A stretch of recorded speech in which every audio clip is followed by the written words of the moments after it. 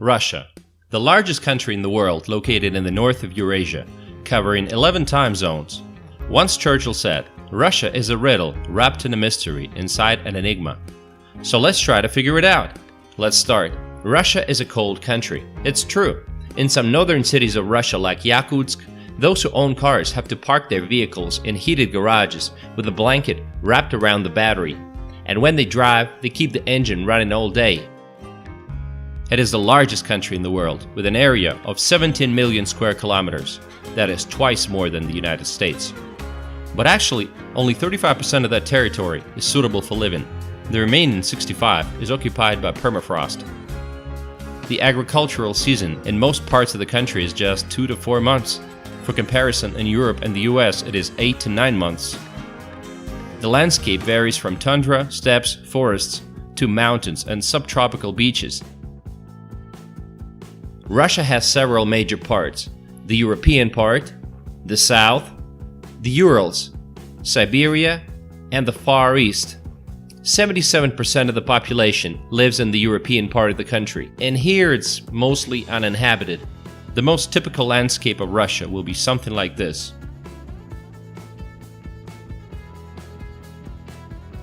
For 2016, according to the International Monetary Fund, Russia ranks 12th in terms of nominal GDP. The economy is predominantly based on raw materials, which comes as no surprise knowing the enormous natural reserves of Russia. First place in the world in natural gas and forest reserves.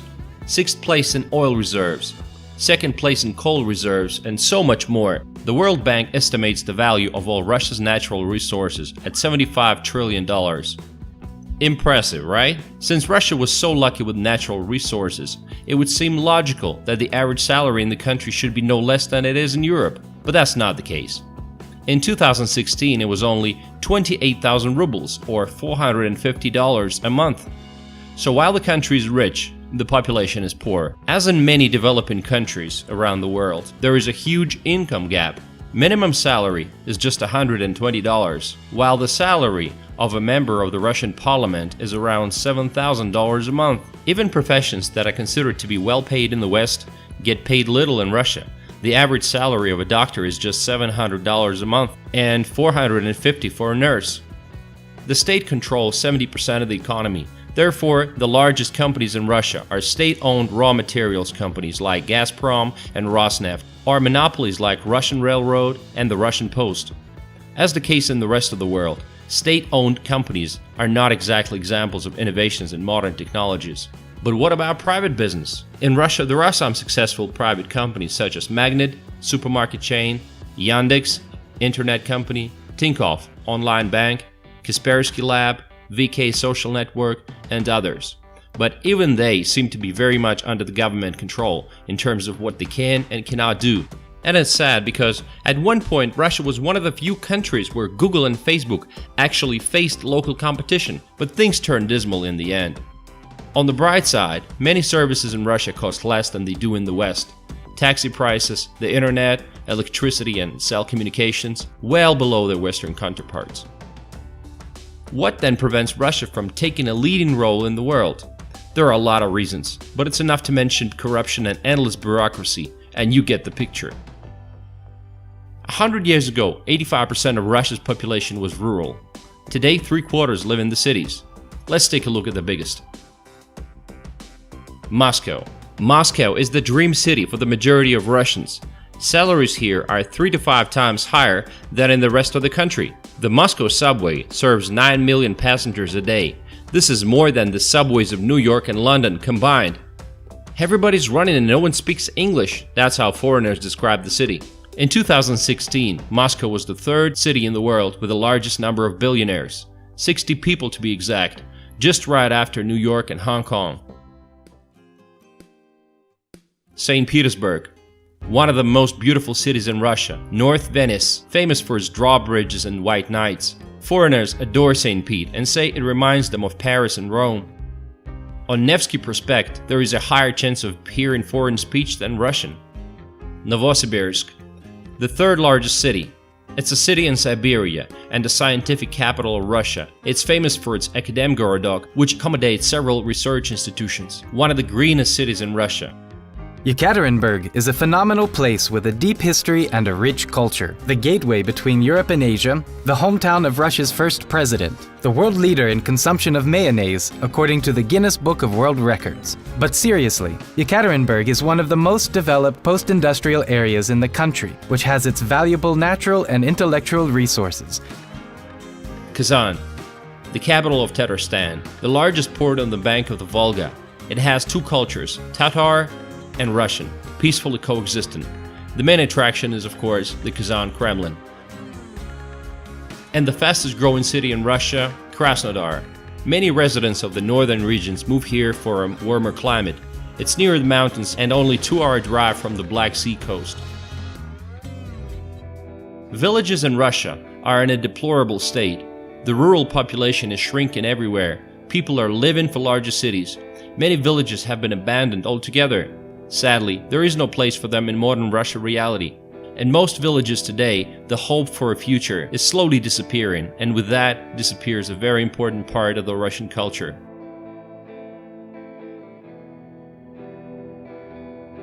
Secondary education is very fundamental and is in no way inferior to the Western, and in many ways it surpasses it.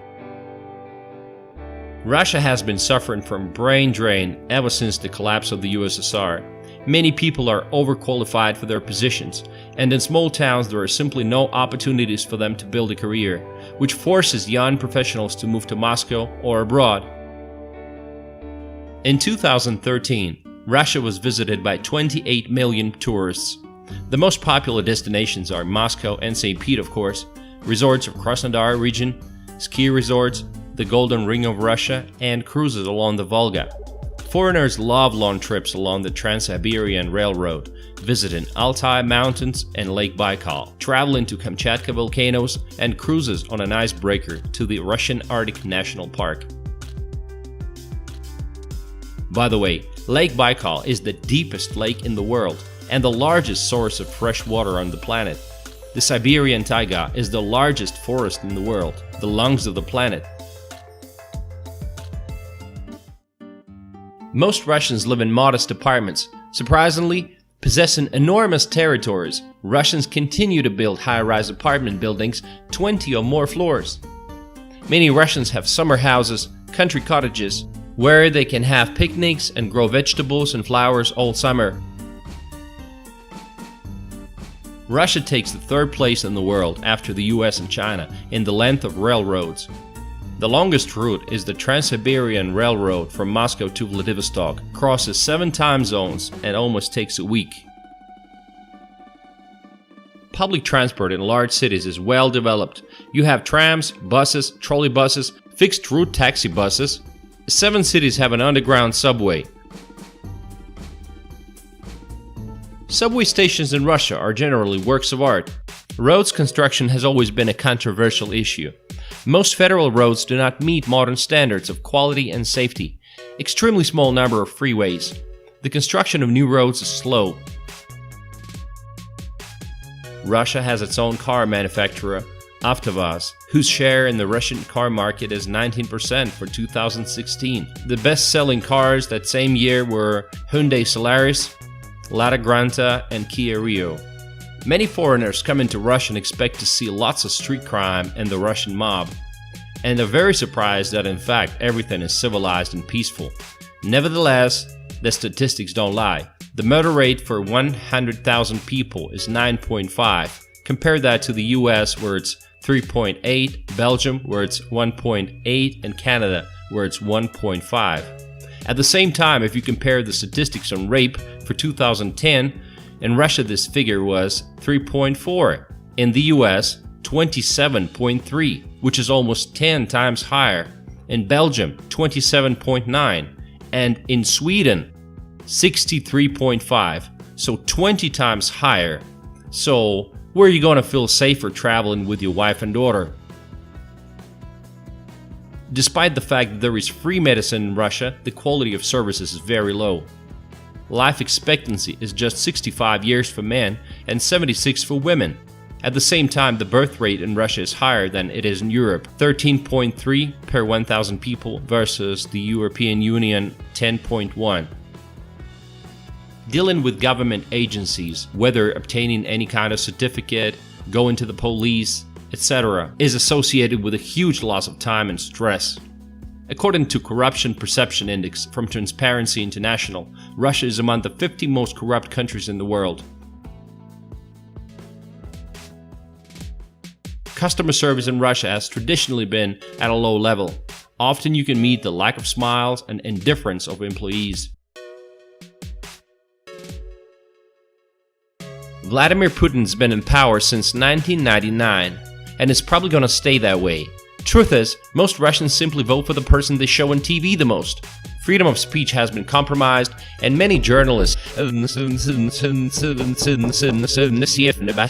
shit, it's the KGB knocking on my door. Russian cuisine is very tasty, but it almost never falls into the top world ratings. Perhaps because it doesn't have an abundance of fresh fruit and vegetables, as well as a large number of fatty and flour dishes, mayonnaise and pickles. Today, pizza, burgers and sushi can be found everywhere. In 2001, less than 13% of Russians preferred grain coffee, and in 2015 it was 41%. Foreigners love to visit fast food places in Russia. First, they can offer you beer, and secondly, they're much cleaner and nicer than in the US. No homeless people here. The food scene has improved dramatically. You now have burger places, craft beer bars, Asian restaurants, and so on. It's no secret that Russian women are beautiful. Even the slightest excuse to go out will make them want to apply makeup and put on high heels. Russians are very different from Europeans and Americans. A smile without a reason does not always find understanding. Try to smile at someone on the subway. Most likely, you will simply be ignored, or they will regard it as flirting. In Russia, it is considered weird to smile at people that you don't know. Most Russians are very patriotic. They like to have tea and vodka parties in the kitchen and argue about politics and life in general. Foreigners get surprised to learn that cold Russians can become very hospitable people. Russian is the second most popular language on the internet after English, and one of the 6 official languages of the United Nations. But do Russians speak English? Actually, let's find out. Excuse me, do you guys speak English? No? Okay. Hey, excuse me guys, do you speak English? No? Okay. Hey, excuse me, do you speak English? No? Okay. Well, apparently not so many. In Russia, sports are very popular.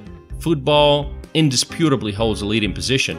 Also popular are hockey, basketball, volleyball, and boxing. Russia is known throughout the world for its achievements in gymnastics and figure skating. In recent years, the popularity of a healthy lifestyle is becoming noticeable. In large cities, many fitness centers have opened up. Also, lots of ski resorts. In winter, such unusual sports are popular like rally on ice, winter kiting, and even winter cycling. Russian is the second most popular language on the internet after English, and one of the 6 official languages of the United Nations. Russians have many unique traditions such as visiting bathhouses or banyas, swimming in the ice hole in a 20-degree below temperature, winter fishing, hunting, lawn celebrations, and saying lawn toasts. Russia is a wonderful country. Beautiful nature, wonderful people, and a harsh climate with endless territory. I think Russia has great potential and many opportunities. And what do you think about Russia?